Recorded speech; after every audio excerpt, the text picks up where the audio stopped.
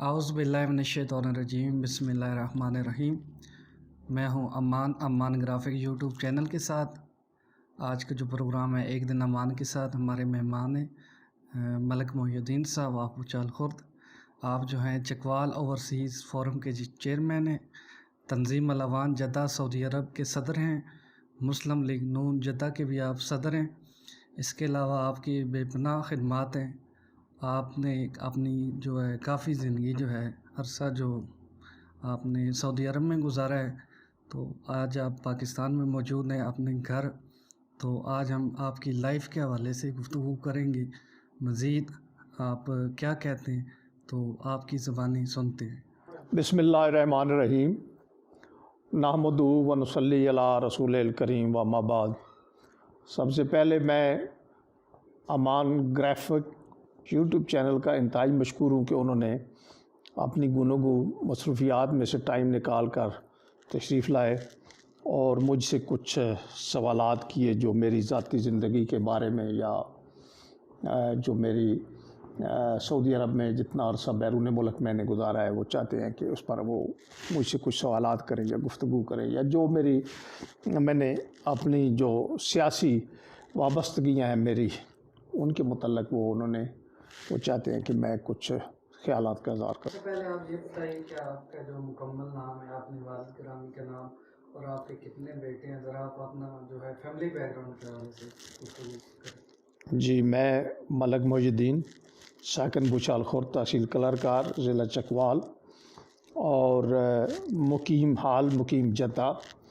میں 42 سال سے جدہ میں مقیم ہوں۔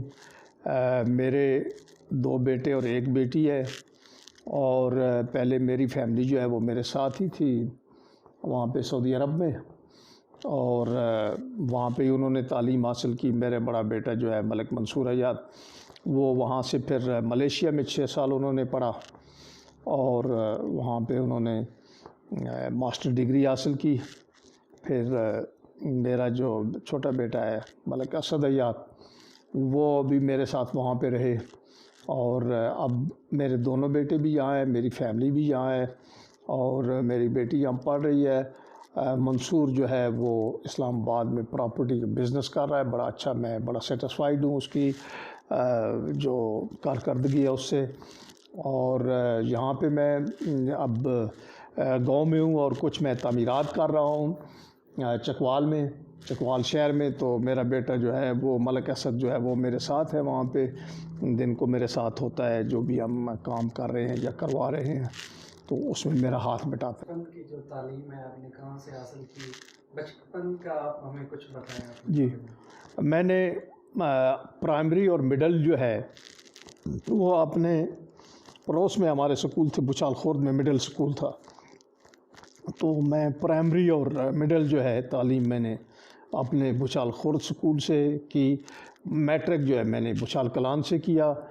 انٹر جو ہے وہ میرا بچال کلان جو ہے انٹر کالج ہے بچال کلان 72 میں نے انٹر کیا، 70 میں نے میٹرک کیا تھا بچال کلان سکول سے، اور 75 میں نے گریجویشن کی۔ ٹھیک ہے، تعلیم حاصل کرنے کے بعد آپ کہاں مطلب پاکستان میں رہے یا باہر چلے گئے یا ملازمت اختیار کی، اس حوالے سے آپ میں کچھ تھوڑا عرصہ جو ہے میں لاہور میں مقیم رہا، پھر میں کراچی میں کچھ عرصہ رہا، اور پھر میں جلدی جو ہے وہ کچھ عرصہ میں ایران میں رہا اور ملازمت کے سلسلے میں، اور پھر میں سعودی عرب، مجھے آج تقریباً 40-42 سال جو ہے وہ سعودی عرب میں ہو گئے ہیں۔ ٹھیک ہے، سعودی عرب میں آپ نے مطلب کیا وہاں پہ آپ نے کس شعبے میں آپ نے وہاں پہ عرصہ گزارا ہے؟ ہاں جی، نے کی ہے یا کوئی اپنا بزنس وہاں پہ کیا ہے؟ ہاں جی، میں بطور سیل مین جو ہے، میرا ویزا جو ہے وہ سیل مین کا ہے، اور میں آج جب سعودی عرب میں گیا تو میں سیل مین کے ویزے پہ گیا۔ ایک کمپنی تھی اس کے ساتھ، چھوٹی سی کمپنی تھی، اس کے ساتھ میں سیل مین رہا 2 سال کے بعد۔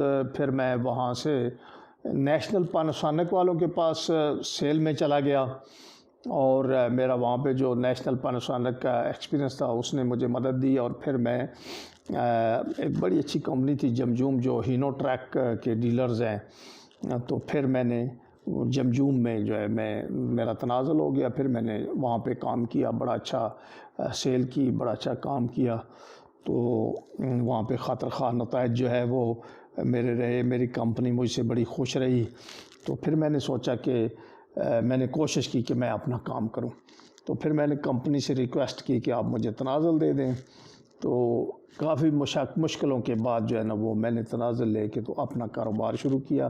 الحمدللہ اب تک وہ میرا کاروبار جاری و ساری ہے، اللہ تعالیٰ کا بڑا کرم ہے۔ اچھا، کاروبار کے ساتھ ساتھ آپ کو سیاست سے بھی لگاؤ ہے۔ ہاں جی، آپ نے یہ مسلم لیگ نون جو پارٹی جوائن کی تھی، کس سال میں جوائن کی، اور آپ کی نواز شریف صاحب سے ملاقات بھی ہوئی ہے، کئی دفعہ ہوئی ہے، جدہ میں بھی آپ بتا رہے تھے ہوئی ہے، تو اس حوالے سے آپ ذرا گفتگو کریں، اپنی سیاسی جو زندگی ہے اس حوالے سے۔ ہاں یار، یہ بڑا طویل سوال ہے اور بڑا اچھا سوال ہے۔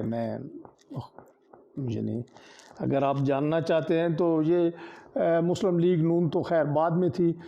میں جو 70 کے الیکشن ہوئے تھے، 70 کے الیکشن شاید دسمبر کے مہینے میں، مجھے تاریخ تو یاد نہیں، 15 تاریخ تھی یا کچھ اس طرح تھی، اب مجھے یاد نہیں، تو وہ میں ہمارے گاؤں میں اسکول میں جو ہے نا وہ پولنگ اسٹیشن تھا، اور اسکول کے باہر جو ہے اس وقت شناختی کارڈ نہیں تھے، تو جو پرچی ہوتی تھی وہ میں مسلم لیگ کی طرف سے پرچی بناتا تھا، اور اس وقت جو ہے دولتانہ مسلم لیگ تھی، اور ملک شہباز خان جو ہیں وہ دولتانہ مسلم لیگ کے جو ہے وہ کینڈیڈیٹ تھے، اور ان کے مقابلے میں ملک محمد صادق جامرہ کے جو ہے وہ پیپل پارٹی کے کینڈیڈیٹ تھے، تو میں جو ہے وہ سکول کے باہر جو ہے وہ بیٹھ کر پرچیاں بناتا تھا۔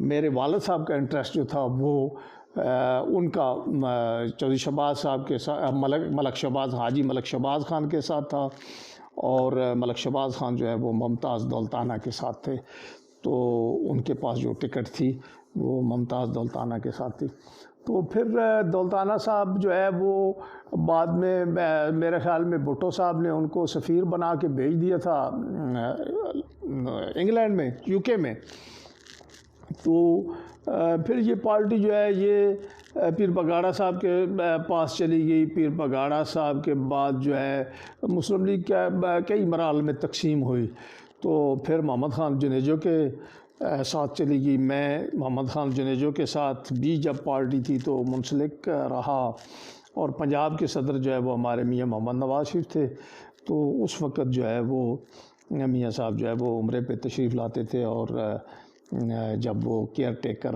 گورنمنٹ تھی 88 میں اور اس دورانیے میں، تو ہم میاں صاحب کے ساتھ جو ہے میں نے کام کرنا شروع کیا، تو میاں نواز شریف کے ساتھ، تو پھر اس وقت سے پھر جنیجو صاحب جو ہے وہ پارٹی ان کی الگ ہو گئی، اور وہ جنیجو لیگ، اور پھر وٹو لیگ، اور پھر کافی سارا وہ وہاں پہ، تو خیر ہم میاں نواز شریف کے ساتھ جو ہے نا وہ منسلک رہے، اور میں سمجھتا ہوں کہ اصل مسلم لیگ جو ہے آج، مسلم لیگ جو ہے وہ کئی مختلف ناموں سے اگر ہے تو ہوگی، لیکن جو اصل مسلم لیگ ہے وہ نون لیگ ہی ہے، اور وہ میاں محمد نواز شریف کی ہے، اور آج اس کے صدر جو ہیں وہ میاں شہباز شریف ہیں۔ اس کے ساتھ میں ایک بات کروں کہ پھر جب میاں نواز شریف جو ہے ایگزائل پہ جدہ میں تھے، تو میں نے ان کے ساتھ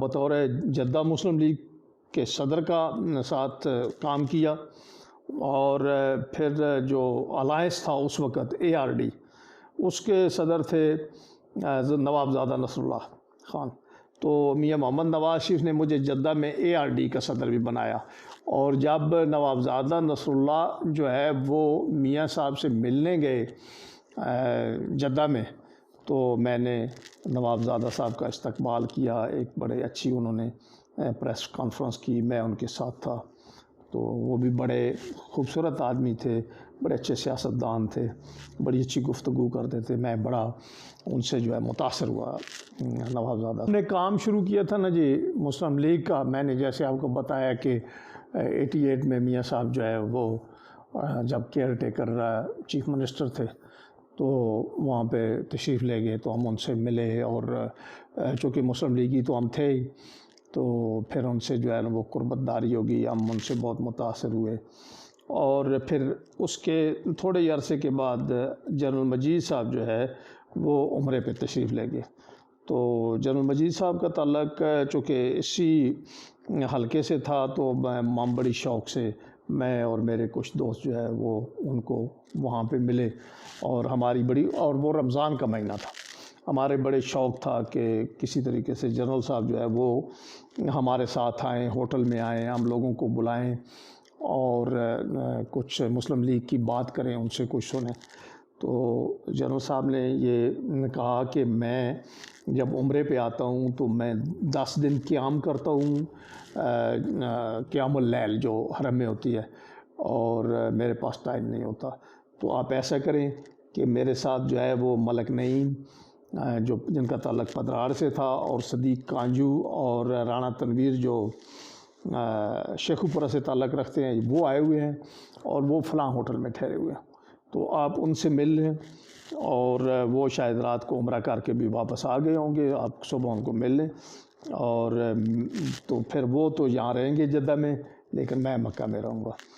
تو ہم صبح گئے، اور ملک نعیم صاحب جو ہے وہ ہمارے واقف تو نہیں تھے، لیکن جب میں نے ان کو اپنا علاقائی تعارف کرایا تو انہوں نے مجھے بہت اچھا رسپانس دیا، بہت خوش ہوئے، یہاں کے حالات پوچھے، اور کچھ مسلم لیگ کی باتیں کی، تو ہم نے ان کو افطار کی دعوت دے دی کہ آپ آج شام کی افطار جو ہے وہ ہمارے ساتھ کریں۔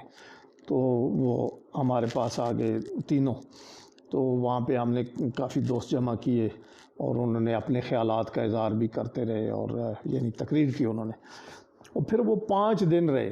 اور جو ہمارا آفس تھا، میرا اور میرے ایک دوست تھے چودھری اکرم صاحب، جو جن کا تعلق سیالکوٹ سے تھا، تو چودھری اکرم صاحب اور میں اکٹھے رہتے تھے، تو ملک نعیم صاحب کو ہم اس آفس میں، اور صدیق کانجو صاحب کو اور رانا تنویر صاحب کو اس آفس میں لے گئے۔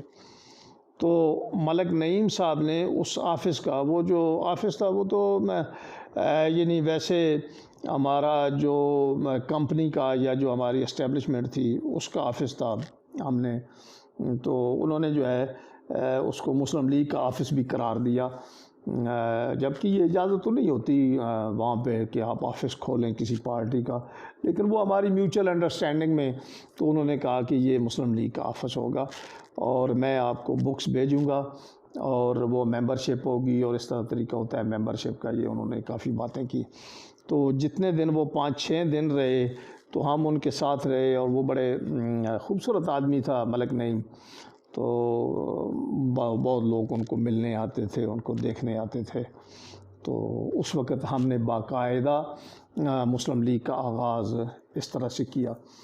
اور پھر جو آپ کہہ رہے ہیں کہ دعوتیں جو ہیں، بس یہ ایک شوق تھا جو رہا، اور میرے ساتھ کچھ دوست بھی تھے، جو کہ پارٹی جب شروع ہوتی ہے سیاسی پارٹی، تو اس میں لوگوں کی دلچسپیاں ہوتی ہیں اور مہمان ہوتے ہیں، تو جو باہر سے آتے ہیں، تو جب مقامی لوگوں کی دلچسپیاں ہوں، مہمان باہر سے آ رہے ہوں، یو کے سے آ رہے تھے، امریکہ سے آ رہے تھے، گلف سے آ رہے تھے، تو ان کے پاس ہمارے جو ہے رابطے تھے، تو وہ آتے تھے، اور ہم ان کے لیے بہت اچھا جو ہے پروگرام جو ہے ارینج کرتے تھے۔ اور پھر اسی اثناء میں میری دلچسپی چونکہ ادب سے بھی تھی اور شعر و شاعری سے بھی تھی، اور وہاں پہ کچھ مشاعرے بھی ہو رہے تھے، جو مختلف قسم کے لوگ تھے، جو کچھ کرکٹ کھیل رہے تھے، کچھ مشاعرے کرا رہے تھے، کچھ سیاست کر رہے تھے، اس طرح کی جو ہے نا وہ سرگرمیاں ہوتی ہیں جو اوورسیز پاکستانی ہیں ان کی۔ تو جو میرا جو ادبی ذوق تھا، پھر اس حوالے سے جو مشاعرے ہوئے، تو پھر احمد فراز صاحب سے میرا بہت اچھا تعلق قائم ہوا، اور ہم نے، میرے ایک دوست تھے چودھری افتخار صاحب، انجینئر افتخار چودھری، جو آج کل راول پنڈی میں ہیں، چودھری شہباز صاحب جو ہے وہ فیڈرل منسٹر رہے ہیں، اور ان کا تعلق جہلم سے ہے، بڑے مہربان ہمارے رہے ہیں، مسعود پوری صاحب تھے، اور سردار شیر بہادر خان جو ایبٹ آباد کے ضلع ناظم رہے ہیں، اور نور جلال صاحب بڑے اچھے ہمارے دوست تھے. ان دوستوں نے مل کے حلقہ یاران وطن بنایا ہم نے، اور پھر اس کے اوپر بھرپور مشاعرے ہوئے. بڑے بڑے اچھے شعراء جو ہے پاکستان کی چوٹی کے شعراء جو ہیں وہ وہاں پہ آئے. تو لہٰذا میں اس ٹیم کا حصہ رہا جس نے ساری کمیونٹی کو، پاکستانی کمیونٹی کو انٹرٹینمنٹ پرووائڈ کی، خواہ وہ سیاست کے حوالے سے تھی، خواہ وہ شعر و ادب کے حوالے سے تھی، یا ویسے جو سوشل گیدرنگ یا گپ شپ تھی اس حوالے سے تھی. تو یہ میں نے ایسا ٹائم جو ہے وہ یہ گزارا ہے جدہ میں. آپ چکوال اوورسیز فورم کے چیئرمین ہیں، تو تھوڑا سا میں پوچھنا چاہوں گا کہ یہ چکوال اوورسیز فورم بنانے کا کیا مقصد تھا، یہ اس کا کیا پس منظر ہے، ذرا تھوڑا سا ناظرین کو بتائیے گا کہ یہ کیا ہے. بنیادی طور پہ میں جو ہے نا یہ چکوال کے جو کلچر ہے یا چکوال کی جو سرزمین ہے، اور میں اس کو سمجھتا ہوں کہ یہ بڑی مردم خیز سرزمین ہے، اور پھر غازیوں اور شہیدوں کی سرزمین ہے. اس میں بڑے بڑے اچھے بڑے لوگ بہادر بھی گزرے ہیں، بڑے اچھے شاعر بھی گزرے ہیں، شعراء کا نام بھی آتا رہا، بڑے اچھے نامور صحافی بھی ہمارے پاس موجود ہیں جن کا بڑا نام ہے. فوج میں جو ہمارے بڑے لوگ رہے ہیں، تو اس حوالے سے بھی جو ہے میں بہت متاثر رہا اپنے ضلع چکوال سے. اور اس کے لیے پھر میں جو ہے کچھ لوگوں نے مجھ سے یہ اصرار کیا، کچھ دوستوں نے، کہ ہمیں ایک رابطے کا فورم بنانا چاہیے جس میں ایک ایسی سٹنگ ہو جس میں چکوال کے لوگ جو ہے وہ میکسیمم ہوں. کیونکہ میں مسلم لیگ کی سیاست کرتا تھا، تو اس میں مسلم لیگ کے لوگ جو ہے وہ بہت سارے دوست جو ہے وہ کوئی پاکستان کے ہر حصے سے ہوتے تھے. تو اسی طرح جو ہے وہ شعر و ادب کی جو محفل ہوتی تھی اس میں بالکل مختلف لوگ ہوتے تھے. تو جو میرے چکوال کے دوست تھے، اور چکوال کے لوگوں میں ایک بڑی خاصیت ہے بیرون ملک بھی، کہ وہ ایک دوسرے سے بڑے خندہ پیشانی کے ساتھ ملتے ہیں، پھر ایک دوسرے اپنے گاؤں کا ذکر کرتے ہیں. جہاں بھی ان کے گاؤں ہیں وہ ایک دوسرے کو بڑے ریفرنس سے جو ہے تو وہ یاد کرتے رہتے ہیں. تو پھر چکوال کے دوستوں نے مجھے کہا کہ ایک ایسا فورم ہونا چاہیے جس میں چکوال کے ہی لوگ مہمان ہوں اور چکوال کے ہی لوگ میزبان ہوں. تو میں نے پھر وہ فورم جو ہے وہ تشکیل دیا، اور اس میں جو بھی سیاسی شخصیت، جو بھی ادبی اور جو بھی صحافتی شخصیت جو ہے وہ وہاں پہ کسی حوالے سے بھی وہ جدہ میں گئی، تو ہم نے ان کے لیے جو ہے وہ اچھا پروگرام ارینج کرنے کی کوشش کی، اچھا ریسیپشن دینے کی ضرورت ہوئی. اور اس میں کافی سارے میرے دوست میرے ساتھ بھی موجود تھے، میں اکیلا آدمی نہیں تھا، اور بھی میرے بڑے اچھے اچھے دوست جو ہے وہ بھی موجود رہے. اور چکوالیوں میں یہ بڑی خاصیت ہے کہ وہ بڑے مہمان نواز ہوتے ہیں، بڑے ملن ساز ہوتے ہیں، اپنے بندوں کو بڑا اون کرتے ہیں. اور ہماری قیادت بھی جو تھی سیاسی، بڑے نام ہیں، ان میں کسی کا نام جو ہے وہ نہیں لوں گا، لیکن ان میں بڑے نام ہیں، اور وہ اکثر اوقات جاتے رہے، اور ہم چکوالین جو ہے وہ ان کو ملتے رہے، اور اپنے جو ہے خیالات ان کے ساتھ شیئر کرتے رہے. اور جب بھی کوئی آدمی، ہمارا اوورسیز لوگوں کا یہ مسئلہ ہوتا ہے، اور ہماری یہ دلچسپی ہوتی ہے کہ جب بھی کوئی اپنے چکوال سے یا اپنے ملک سے کوئی آدمی وہاں جاتا ہے، تو ہماری بیٹری چارج ہوتی ہے اس سے اپنے خیالات ڈسکس کر کے، یا اپنے حالات، اپنے علاقے کے حالات جان کر، تو بڑی خوشی ہوتی ہے. تو یہ تھا چکوال اوورسیز فورم کا مقصد. اور اس میں امریکہ سے لے کے تو افریقہ اور امریکہ اور مڈل ایسٹ، اور یہ سارے لوگ میرے ساتھ شامل رہے. ٹھیک ہے. تنظیم الاوان جدہ سعودی عرب کے آپ صدر ہیں، تھوڑا سا تنظیم الاوان کے بارے میں بتائیے گا کہ آپ صدر بنے. اور ہاں جی، میں جب کراچی میں تھا، جب میں جانا چاہتا تھا سعودی عرب، تو وہاں پہ میری کچھ دوستوں سے ملاقاتیں ہوتی رہیں جو تنظیم الامان کے ساتھ کام کرتے تھے سندھ میں یا ادھر کراچی میں. تو ان کے ساتھ میں جاتا تھا تو کچھ گیدرنگ ہوتی تھی اور میری بھی دلچسپی جو ہے وہ اس میں شروع ہو گئی. تو ایسی دلچسپی لیتے لیتے تو ایک ایسا ٹائم آیا کہ ہمارے بہت ہی محترم جو ہے الحاج ملک کرم بخش امان صاحب، جن کا تعلق پدراڑ سے تھا، وہ کراچی کے ایک بڑے جلوس کی شکل میں وہ آئے اور ہم ان سے ملے. تو میں ان سے بڑا انسپائر ہوا اور پھر میری بڑی دلچسپی ہوئی کہ میں اپنی قوم کے ساتھ بھی میرا رابطہ ہو.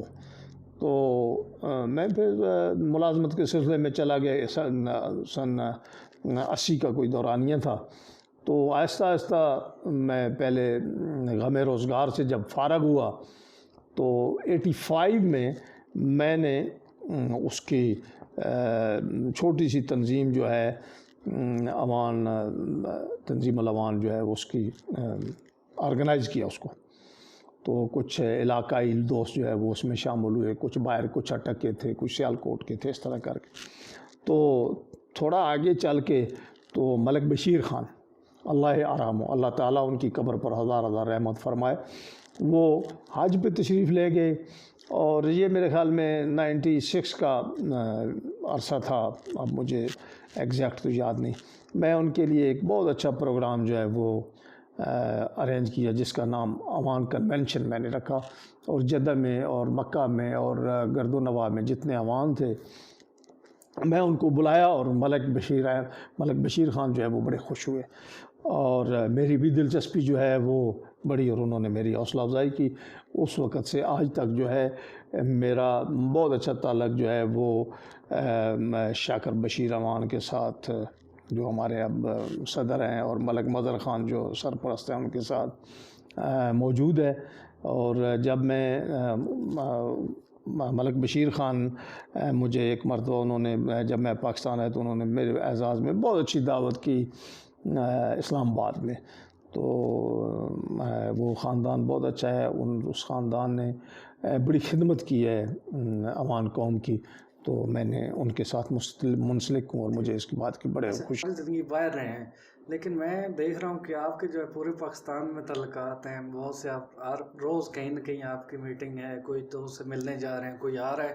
تو یہ کیسے ممکن ہوا؟ کیا آپ وہاں پہ ٹیلی فون پہ رابطہ رکھتے تھے؟ کیسے یہ ممکن ہوا اتنا سارا یہ مطلب رابطہ رکھنا؟ بڑی اچھی بات ہے یار. یہ انفارمیشن ٹیکنالوجی جب آئی نا تو پھر یہ موبائل جو ہے یہ سارا کام جو ہے یہ موبائل کا، انٹرنیٹ کا اور فیس بک کا، یہ اس کی وجہ سے جو ہے نا دنیا سمٹ کر آ گئی.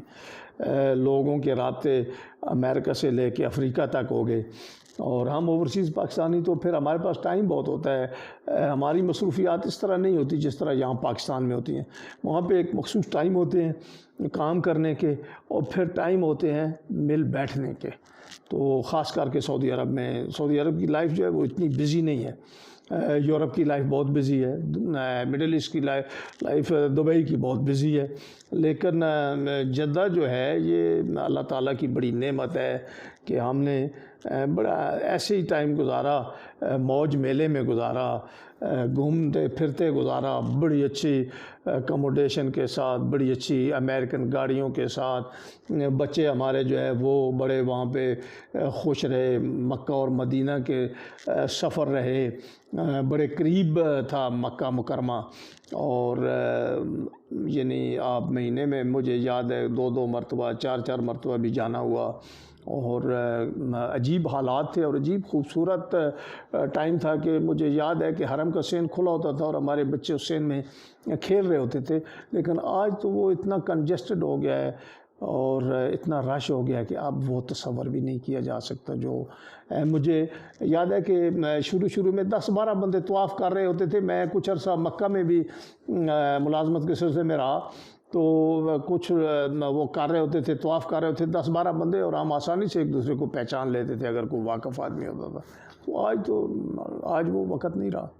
ایک بڑا اہم سوال کہ آپ کی جو شادی ہے وہ کس سال میں ہوئی اور کیا آپ کی مرضی سے ہوئی یا والدین کی مرضی سے ہوئی؟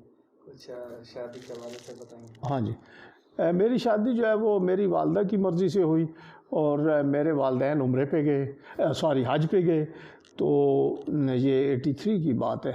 تو میری والدہ نے وہاں پہ مجھے کہا کہ میں 80 میں سعودی عرب گیا تھا، میں نے اپنے جو حالات تھے وہ معاشی حالات بہتر کر لیے تھے، تو پھر والدین جو ہیں ہمارے، میرے ماں اور باپ دونوں حج پہ آ گئے 83 میں۔ تو اسی دوران میں میری والدہ نے خواہش ظاہر کی کہ میں آپ کی شادی وہاں پہ کرنا چاہتی ہوں، تو میں بڑا خوش ہو گیا کہ میری ماں خوش ہو گئی تو میں خوش ہو گیا، تو میں نے جب میں آیا تو میری شادی ہو گئی۔ آپ نے حج اور عمرے کتنے ادا کیے؟ ہاں جی، میں نے 7 حج کیے، مجھے بڑا اچھا یاد ہے۔ تو عمرے تو یہ ہے کہ وہ میں یاد نہیں رکھ سکتا، یا یاد رکھنے بہت مشکل ہوتے ہیں، کہ وہ تو ہم اکثر کرتے ہی رہے، جب بھی فرصت ہوئی تو عمرہ کر لیا۔ حالانکہ افضلیت جو ہے نا وہ میں سمجھتا ہوں کہ طواف کی ہے، ٹھیک ہے، اگر آپ سال میں 1 یا 2 عمرے کرتے ہیں تو طواف زیادہ کریں، لیکن ہماری پاکستانی کمیونٹی میں جو ہے نا وہ ایسا ہے کہ ہم ضرور احرام باندھ کے جاتے ہیں اور عمرہ جو ہے وہ کرتے ہیں، اور ساتھ طواف بھی ہو جاتا ہے۔ کھیلوں میں آپ کو کوئی گیم پسند ہے؟ یار یہ بڑا مشکل سوال ہے کھیلوں کا۔ وہ بچپن کی جو کھیلیں ہوتی تھی وہی کھیلی ہیں، گلی ڈنڈا جو ہے وہ، اور پھر اس سے آگے جو ہے یہ ہمارے علاقے کی بڑی مشہور گیم تھی تاش کھیلنا، تو میں نے بڑے اچھے تاش کے کرتب سیکھے، اور تاش بڑی اچھی کھیلی ہے، بڑے بڑے اچھی تاش کھیلی ہے، بہت بہت اچھے دوستوں کے ساتھ کھیلی ہے، یعنی اس کی بھی کوئی مثال نہیں، لیکن ایک عرصہ تھا جب تاش کھیلتے رہے۔ اچھا، آپ کہہ رہے تھے مجھے ادبی لگاؤ بھی ہے، کیا آپ خود بھی شعر و شاعری کرتے ہیں؟ ہاں، یہ نہیں میں شعر و شاعری تو نہیں کرتا، لیکن ادب سے لگاؤ اس لیے ہے کہ میں نے چونکہ فارسی پڑھی ہے، اچھا، اور جو ہے وہ عربی وہاں جا کے سیکھی ہے، تو اس میں جو ہے وہ الفاظ جو ہے فارسی کے شاعری میں بہت استعمال ہوتے ہیں، اور عربی کے اور استعارے ہوتے ہیں، اور وہ جو ہے یہ فہم ہوتا ہے، جو جب آدمی جو ہے نا وہ اس کا ذوق بن جاتا ہے، تو ہاں اس کو مشکل نہیں ہوتی عربی اس کی شاعری سب۔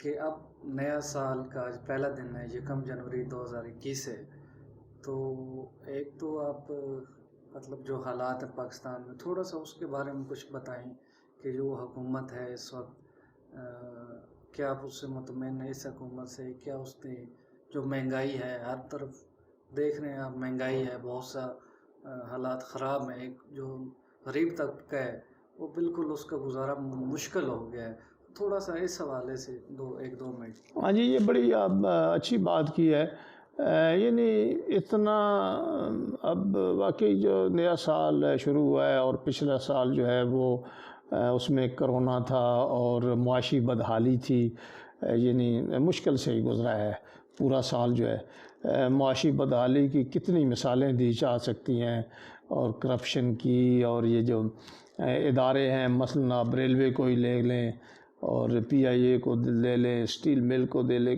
کسی کیا بات کر سکتے ہیں آپ؟ تو جو کچھ بھی ہوا ہے وہ کوئی اتنا خوبصورت یا اتنا کوئی قابل ذکر جو ہے وہ چیز نہیں ہے جس کی کوئی تعریف کی جائے، مشکل حالات میں سے ہی ہم گزر کے آئے ہیں۔ تو اب آپ نئے سال کی بات کر رہے ہیں، تو نئے سال کے شروع میں ہی جو ہے وہ گورنمنٹ نے پیٹرول کی قیمتیں بڑھا دیں، تو اب کیسے کہا جا سکتا ہے، یعنی پیٹرول کی قیمتیں بڑھ گئی، مہنگائی بڑھ جائے گی، تو آپ ڈالر کا کرنسی کیا دیکھ لیں کہ کتنا برا حال ہے۔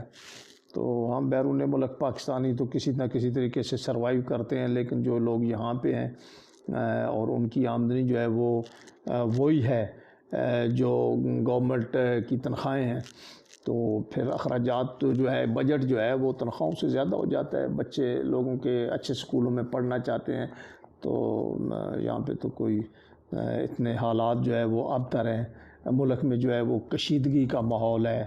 آپ دیکھیں اپوزیشن جو ہے وہ کتنی کوشش کر رہی ہے لیکن حکومت کے کان پہ جوں نہیں روئنگ رہی. پھر کیا ہو سکتا ہے؟ ہمارے ملک کے حالات کا کیا ذکر کر سکتے ہیں. ٹھیک ہے، اب آپ اپنے گاؤں میں ہیں، فیوچر کا آپ کا کیا پلان ہے؟ جو مطلب باقی زندگی ہے آپ یہاں گاؤں میں گزاریں گے یا پھر آپ واپس سعودی جا رہے ہیں؟ ہاں جی، میں ایگزٹ انٹری پہ ہوں اور میں نے واپس چلا جانا ہے انشاءاللہ. میرا کاروبار بھی وہاں پہ اور میں نے اس کو وائنڈ اپ نہیں کیا، لیکن میں چاہتا ہوں کہ کسی نہ کسی طریقے سے میں اس کو وائنڈ اپ کر کے جو میرے ایسٹ ہیں وہاں پہ ان کو کسی طرح ریفنڈ ہو جائیں اور میں اپنے ملک میں آ جاؤں. تو میرا ملک تو میرے لیے بہت خوبصورت ہے، جنت ہے. تو میں نے وہاں پہ بھی بڑے خوبصورت زندگی گزاری اور مجھے امید ہے کہ میں یہاں پر بھی ضروری نہیں ہے کہ میں گاؤں میں رہوں. میرے چکوال میں بھی میں نے اپنے لیے رہائش بنا لی ہے، تو گاؤں میں بھی بڑی اچھی رہائش ہے. تو میرا بیٹا جو ہے وہ اسلام آباد میں رہ رہا ہے، تو ہو سکتا ہے ہماری ساری فیملی جو ہے وہ اسلام آباد میں بھی رہے. تو یہ تو ہے کہ فیوچر کی بات ہے، جو اللہ تعالیٰ کو منظور ہوگا وہی ہوگا. لاسٹ میں آپ کا اپنے دوستوں کے لیے کوئی پیغام کہ آپ نے اپنی جو زندگی سے تجربات حاصل کیے ہیں، کوئی ایک آدھ لائن یا کوئی ایسا میسج آپ ان کو دینا چاہیں؟ میں چاہتا ہوں کہ ہر آدمی کو جو ہے نا وہ جد و جہد کرنی چاہیے. یعنی اس کو ہر بندے کو جو ہے نا وہ اپنی زندگی میں جد و جہد کرنی چاہیے. اس کو اپنا ٹائم جو ہے وہ صحیح استعمال کرنا چاہیے اور خوش دلی سے استعمال کرنا چاہیے اور حسد نہیں ہونا چاہیے. تو میں یہ اپنے سارے دوستوں کو یا اپنے بچوں کو بھی میں یہی جو ہے وہ کہتا ہوں کہ آپ کام کریں اور ڈسپلن ہونا چاہیے.